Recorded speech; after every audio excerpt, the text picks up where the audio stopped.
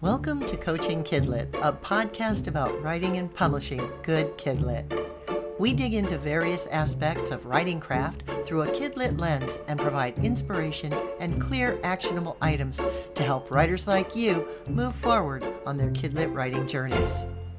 I'm Sharon Skinner, author, accelerator, certified book coach, and author of speculative fiction and Kidlit, including picture books, middle grade, and young adult. Hello, listeners, and welcome back to another episode of Coaching Kidlit. This is your host, Sharon Skinner, and I'm excited to welcome today Heather Preusser. Growing up in Maine, Heather read all the Nancy Drew mysteries, every single one. Now she writes her own mysteries featuring a hard-boiled hedgehog detective and his tireless rodent sidekick solving animal antics at City Zoo. Heather earned a BA in English and Art History from Williams College, an MA in Education from the University of Colorado, and an MFA in Creative Writing from the Stone Coast program at the University of Southern Maine. Now a resident of Colorado, she has 17 years of experience teaching both middle grade and high school English. In addition to judging for the Colorado Book Awards, she mentors writers through RMC SCBWI, Linked Voices, and Julie Headland's 12 by 12 Challenge, which, for those who don't know, is a picture book writing group and challenge. Welcome, Heather. It's great to have you here. Thank you. Thank you so much for having me. This is a pleasure. I'm excited to talk to you today because we agreed that the topic for today would be voice. And one of the things that you've done really well in your Hedgehog Whodunit is capturing the voice of Hitch, the main character. Talk a little bit about, because I know you have a background in English and in teaching. Has that informed how you write your books for kids? Yes, I think definitely. And I think teaching voice is one of my all-time favorite lessons that I do with my students. I teach ninth grade right now, and we do two different voice lessons, one first semester and one second semester. And it's my all-time favorite lesson to do with students. Have you taught voice for adult writers at all, or is it strictly something that you've been focused on with younger writers? I have done some workshops here in Colorado through CCIRA, and I did voiceifying technique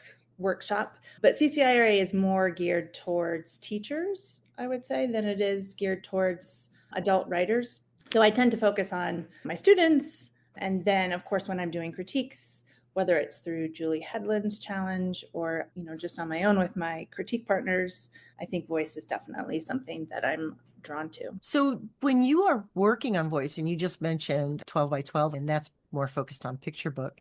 And when you are focused on voice for different age categories, how does that differ? Obviously, I'm working with ninth graders, so they're writing stories that have a very teenage voice and an older voice, maybe slightly more snarky. But I think at the core, the techniques that we're looking at are very similar. I think some of them lend themselves more towards formal writing and some of them lend themselves more towards creative writing.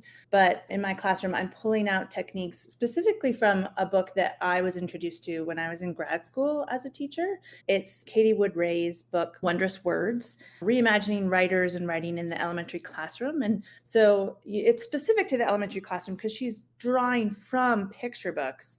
And she goes through all of these classic picture book texts and she pulls out all of these voiceifying techniques and then talks about how she names them with her own students and how these names don't exist really outside of her classroom.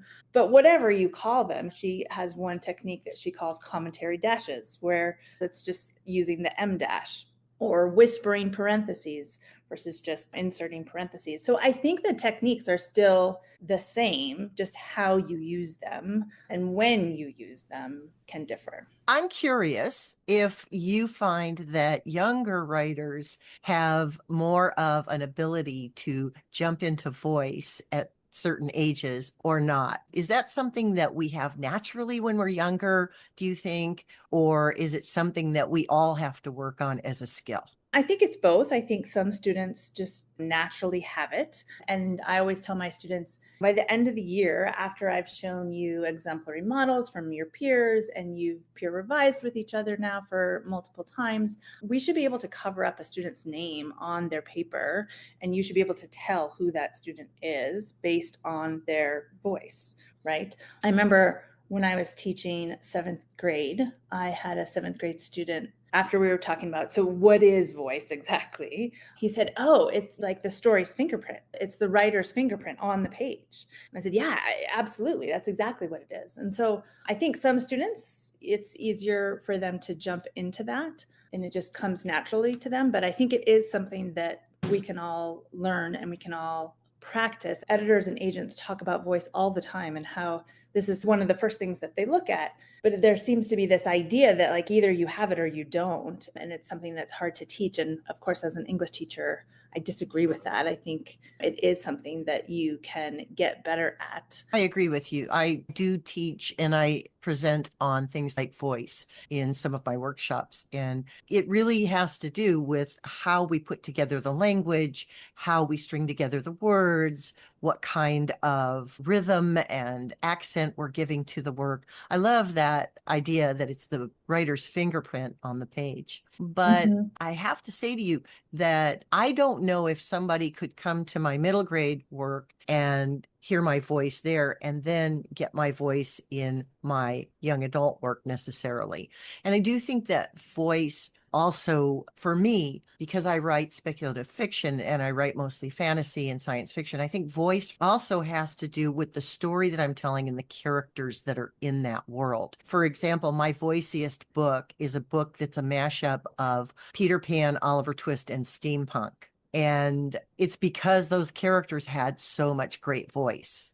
It was so much Mm-hmm. fun to write them. But I don't know if necessarily someone would read my YA fantasy book and then read my middle grade steampunk book and be able to say, well, that's Sharon's voice. They both have voice, but different types of voice. Exactly. So my point being that I think that there's a difference between authorial voice if you're writing the same sort of genre or the same type of work, like you said, some are more Formal versus creative. right. So my formal voice, you probably could recognize over and over and over from my blog posts and things like that, but my creative voice shifts depending on what I'm writing. So is that something that you work with as well when you're teaching? Yeah, definitely. Because when I'm introducing these techniques with our creative writing pieces, they do carry over into the more formal pieces. At least some of them do. One of the techniques that I love that we see a lot in picture books, Katie Wood Ray calls it the runaway sentence, right? Which is different from a run on sentence, but it's like a very purposeful, long winded sentence that a character is saying. And it has to have a specific reason, obviously. And so that works really well in a more creative piece. In a formal piece, that's probably going to stand out and be pretty jarring. I think in a more formal piece, maybe you could get away with another technique that she refers to as an artful sentence fragment, which again, very different from a sentence fragment. This is an artful one. This is one that's very purposeful. I think you can get away with something like that in a more formal piece, or maybe using whispering parentheses. Definitely, I think you can use commentary dashes, but you're probably not going to use another one she calls the direct contact sentence, where the narrator essentially turns to the reader and in second person is addressing the reader. Well, if you do that in an essay, again, very jarring. So there's a time and a place for all of these different techniques. I love that you talk about each of these different techniques and how they can be applied. So when you're teaching the separate semesters, for example, do you have enough techniques to build on a single semester, or do you cover them again in a separate semester and go over them again? We're doing about 4 each semester. And I bring in, one of the reasons why this is my favorite lesson is I just bring in tons of picture books and have the students sit down and read out loud the picture books with a partner. And they're pausing and stopping to find these techniques and to talk about these techniques. Specifically, why is the writer doing this technique, which is a higher level thinking than just identifying the technique. So I'll do 4 first semester and 4 second semester. But what I'm telling the students is ideally you take a couple of these techniques and they become your own, right? These are techniques that you tend to fall back on and that you use regardless of whether I'm asking you to use them or not. And that's what I tend to see students do throughout the course of the year. And I think that's what we often do naturally as writers as well. I think there are certain techniques that I gravitate towards, especially, within certain projects, right? Within certain categories or genres. And so I am introducing new ones second semester, but we're also building off the ones that we did first semester. Yeah, I talk all the time about filling the hopper and then having that come out organically as a writer, which is why I talk about go to conferences, learn everything you can, read broadly, eclectically, widely, and over time read like a writer, right? But even just reading for pleasure fills that hopper with all sorts of information and ideas, and that helps it come out much more organically. So the idea that you are laying a foundation and then working off of that foundation for the next level. I think it's true for all of us as writers, right?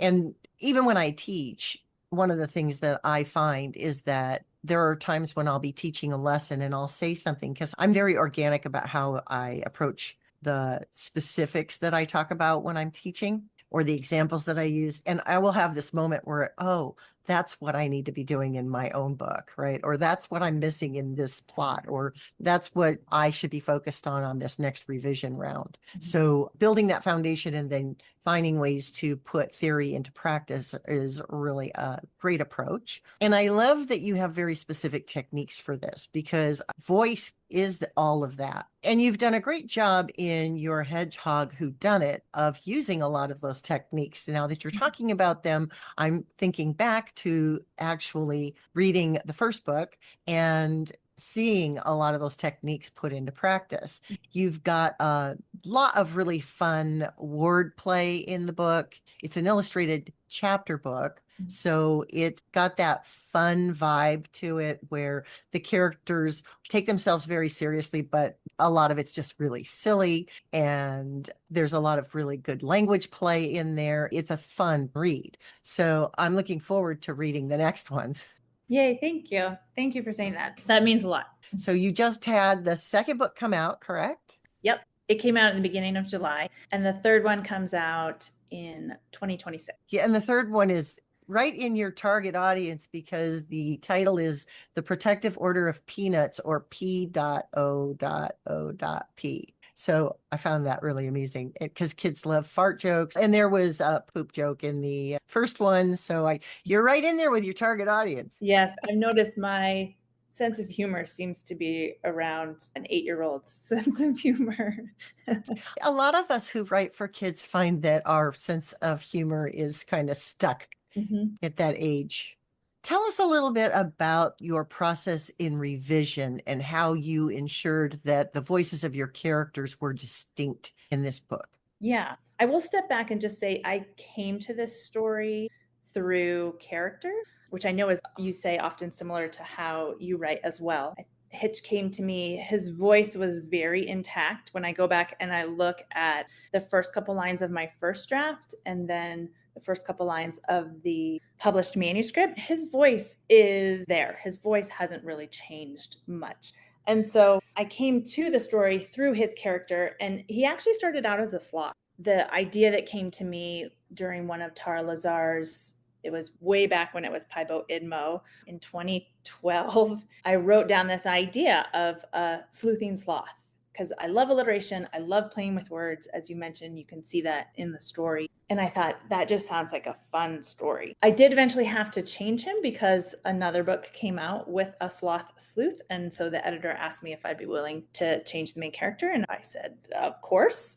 So I changed him to a hedgehog, but his voice didn't change. And so I knew, okay, this main character, he is going to be pretty slow-footed. So I want to make him quick-witted. I want to make him sharp, but he's going to be reluctant to take on these cases. All he wants to do is nap. And initially I was thinking of a sloth up in a tree and he's just observing everything. He'd make a great detective because no one really sees him up there and nobody expects him to be as observant as he is. So I knew, okay, so he's going to be slow-footed but quick-witted. His like hard-boiled snark, like I said, came pretty naturally. So when I was coming up with his sidekick, Vinny, who is a rodent, I wanted him to be the opposite. So he moves very quickly because he's a rat. He's always running around. And that's also echoed in the syntax with the voice a lot. He has a lot of very long runaway sentences, which mimic his thought process and mimic his movement, whereas Hitch tends to have shorter, simpler sentences. And Vinny, unlike Hitch, isn't the brightest animal at the zoo. So whereas he has free reign of the zoo and he can tell Hitch what's going on, Hitch has to try and keep him out of trouble. And then the two of them combined are able to solve the cases. So once I had the characters in my head, like I said, the voice came pretty naturally, but during revision, this was probably one of the hardest parts for me, was trimming. So even when I was working on this with my agent and her intern, one of their big comments was, it's just a little too much, right? The voicifying techniques that you're doing, I'm getting a little weary of them. And so what I did is I went through and I essentially did what Darcy Pattison does with the shrunken manuscript that you talk about in another episode. Before I knew of her shrunken manuscript, I just condensed the manuscript down. I single spaced it. And I created a key for myself, right? And said, okay, so these are all of the different techniques that my two characters are doing.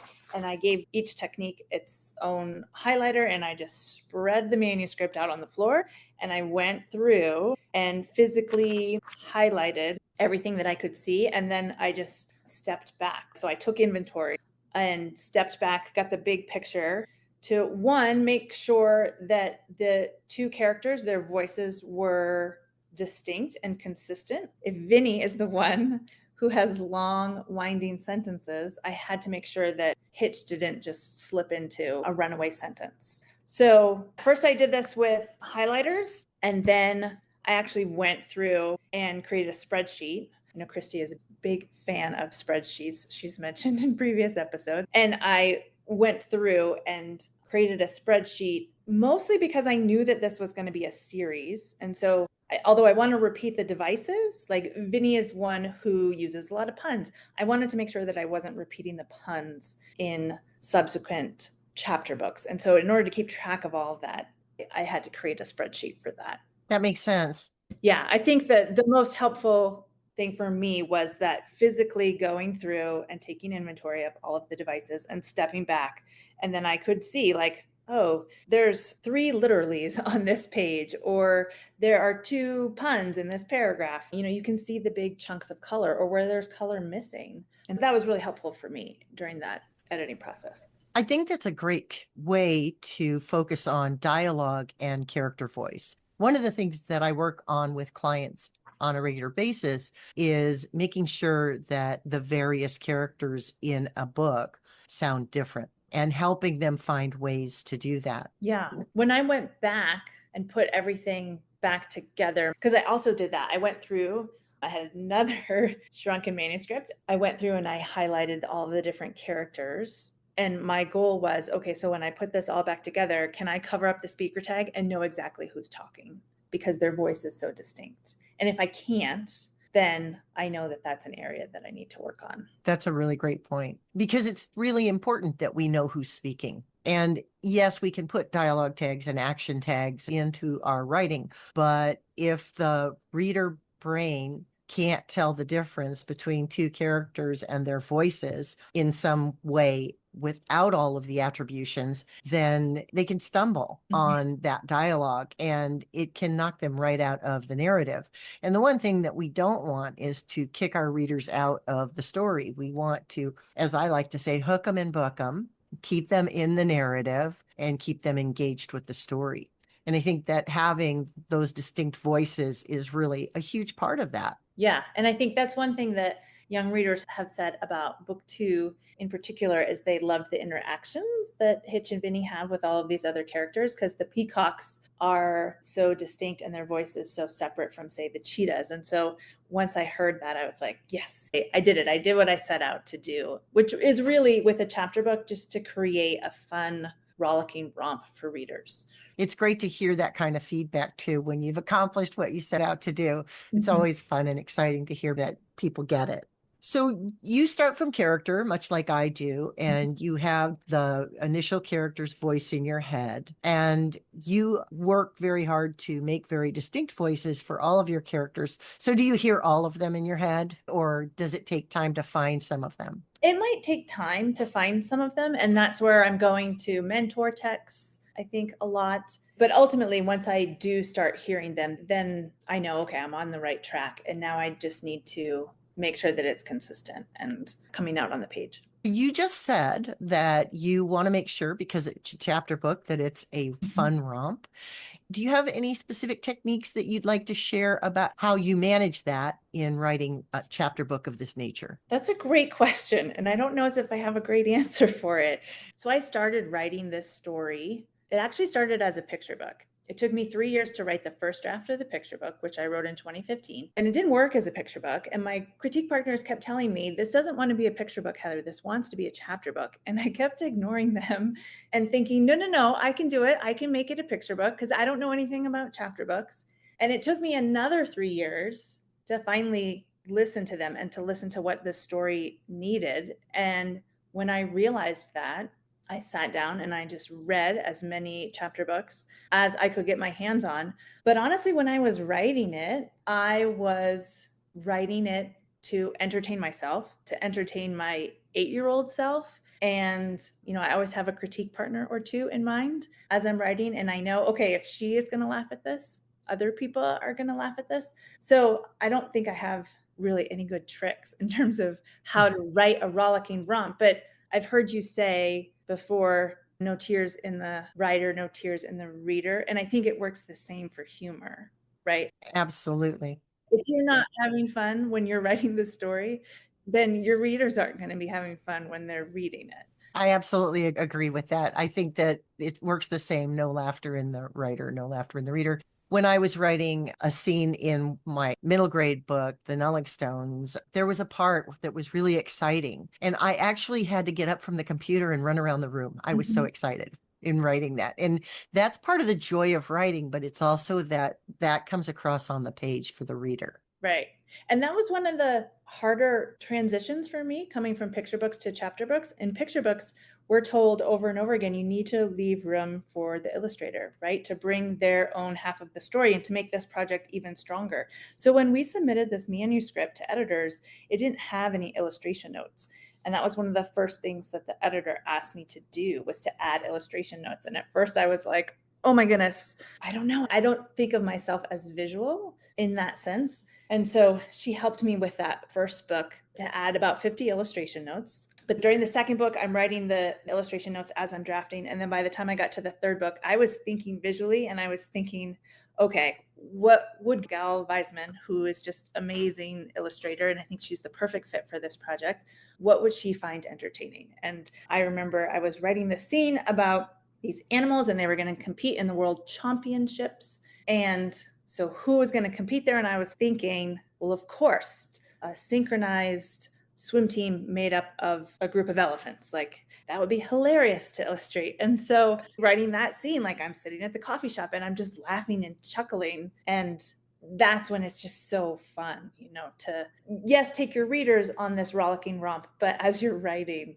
to be involved in that as well. You've talked a little bit about how you read all these chapter books to help you move your story from that picture book arena to chapter book. And I understand completely. Sometimes books just want to be what they want to be, and you just have to kind of go with it. Were there any specific influences that helped you to write your book as a chapter book? Yeah, I'll call out two that were huge influences. One was Dorian Cronin's Chicken Squad books, which came out, I think, between 2015 and 2019. And remember, I'm drafting this in 2018. I loved these four mystery solving, crime fighting chicks on a mission. And I appreciated how they each had their own distinct personality that you could see not only in the illustrations, but also in their speech.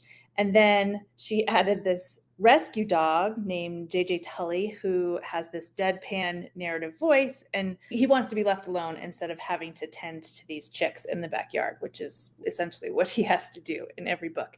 And I was just a huge fan. So I was reading those. And then I took a class with Marcy Colleen through the Writing Barn, and she encouraged us, because once I committed to, okay, this wants to be a chapter book, I have no idea what I'm doing. I need some guidance. So I read a bunch of mentor texts. I took her class, and she also encouraged us to watch cartoons. And so I watched a lot of cartoons. And because my story was set in a zoo, the one that I revisited the most was The Penguins of Madagascar, which again, I think came out in like 2008 to 2014. So it was more recent when I was drafting this story. But again, I was drawn to this time it was four penguins who each had their own distinct personality, again, in the illustrations, but also in the way that they speak. And you know that before the credits even finish in that very first episode, like who is who. And so between those two, I think those were the two that really helped me move from picture book into chapter book writing and wrap my hands around that. I like that you used media from multiple sources, and especially media that would be pertinent to your target audience, because we can learn a lot about voice from acting and from film and from cartoons and from animation, as well as from all of the reading that we do and the mentor texts. It probably helps a lot of people who don't necessarily hear voices in their heads like I do and you do, to actually watch a film or a cartoon and hear that voice and see that character, so that when they start to see their own characters, they can start to hear those voices better. Right. And Marcy actually had us come up with character descriptions for our main characters. And in those descriptions, she wanted us to be connecting to other examples. So I was connecting to Penguins of Madagascar and talking about what does this character look like physically, but then also what does their voice look like on the page. And I kept going, yes, that helped me get started in terms of writing that first book. And we wrote outlines as well as part of that workshop. So I outlined the first book before I drafted it, but then also as part of the workshop, we were creating a synopsis for not only the whole series, but then for a couple of books. And boy, was I grateful when I came back to that years later to write books 2 and 3. It really felt like it had been so many years since I had seen those outlines and the character descriptions and the synopses. It kind of felt like work for hire, like I was looking at somebody else's story idea, and here I was taking it and just writing it out. But it had been so long, and I didn't think of that. I didn't think it would be helpful in that sense when I was doing it. A record of, who these characters are and what this story is that I would come back to years later. That's a great point, because I use Pinterest when I'm writing. A lot of times I'll use Pinterest for setting. I'll find pictures of who I think the characters might look like and put them on a board. And I don't display that board to the general public. It's there for me as part of my process, where I just need to be able to see the characters and see where they live and see where they're hanging out and that sort of thing, to just generate that feel of who they are. Right. I did this once for a picture book that I was writing. I made the equivalent of a mixtape for that particular story, so that once you start playing these songs, you just instantly go back to the world of these characters in that story. Yeah, that's another technique that's really valuable. I like to say that I put my characters on like a costume. I shimmy inside them, and then I write from who they are. But that goes back to the fact that I have a theater background, and I had to become other characters. And it may not work for everybody, but it works for me. It's just taking method acting and turning it into a form of writing in method. I also appreciated that you talked about having to change your character from a sloth, which would have been just as fun, but also maybe kind of standard. We always expect the sloth to be slow, but what made you decide on a hedgehog? 2 things. One, we were still looking for an animal that sleeps a lot, that would be reluctant to take on these cases. And it turns out hedgehogs sleep a lot, like 18 hours a day. So that was one criteria. So I was looking at hedgehogs for a while. Pandas were also in the mix for a while.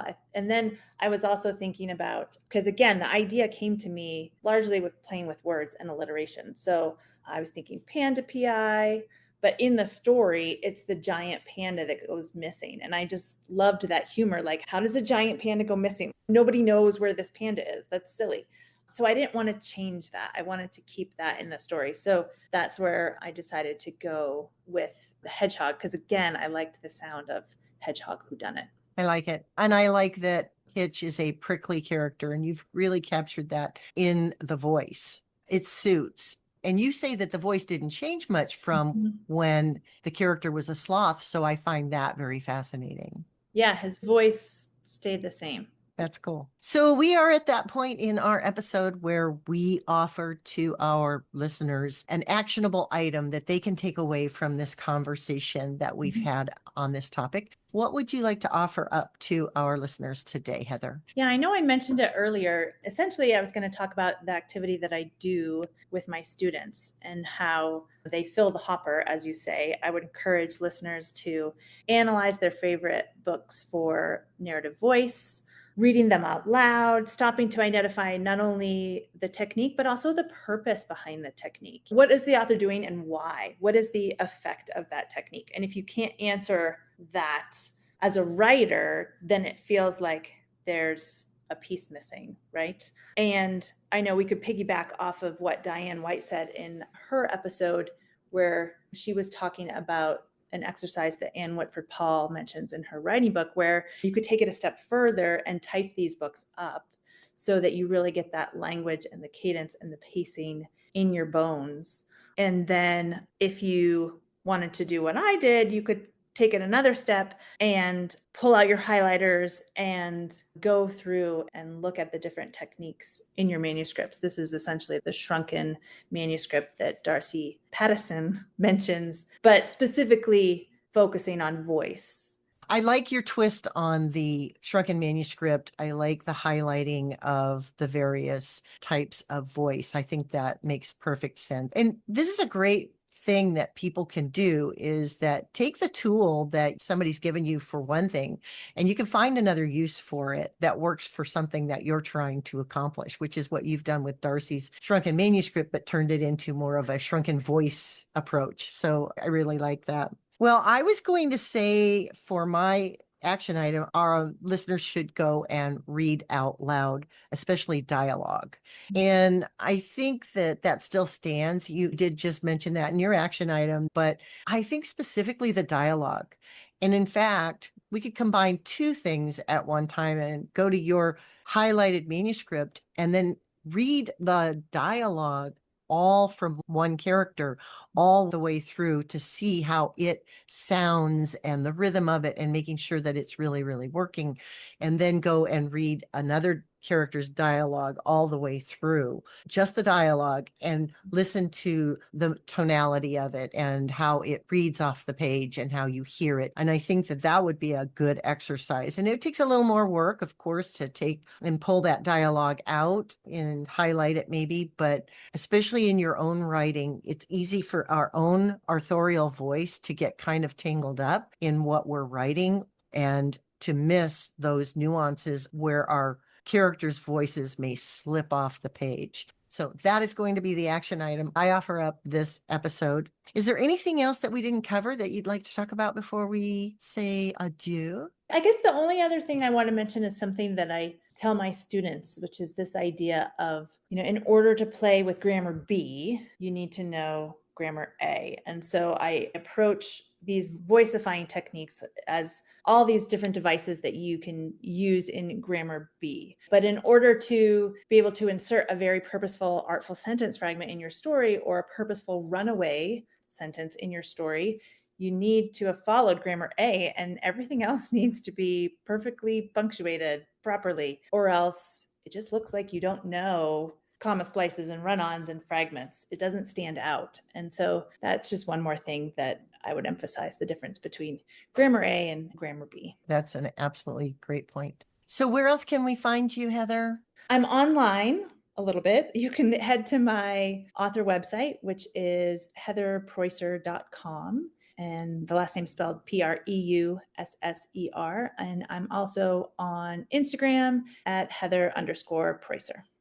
Thank you so much, Heather, for being here. We will put those links in the show notes so that people can find you and find your books. It's been a pleasure speaking with you today. Thanks for taking the time out. Yeah, thanks for having me. This has been so wonderful. I've been listening to you all summer on my morning run, so it's been a treat to talk to you here today. I'm so glad that we could have you on and transform you from a listener to a guest. That's exciting. Thank you again. Bye for now. We hope you've enjoyed this episode of Coaching Kidlit, a writing and book coaching podcast for writers who want to level up their Kidlit game. For more episodes, visit coachingkidlit.com. And to find out more about what a book coach can do for you, visit my website, bookcoachingbysharon.com.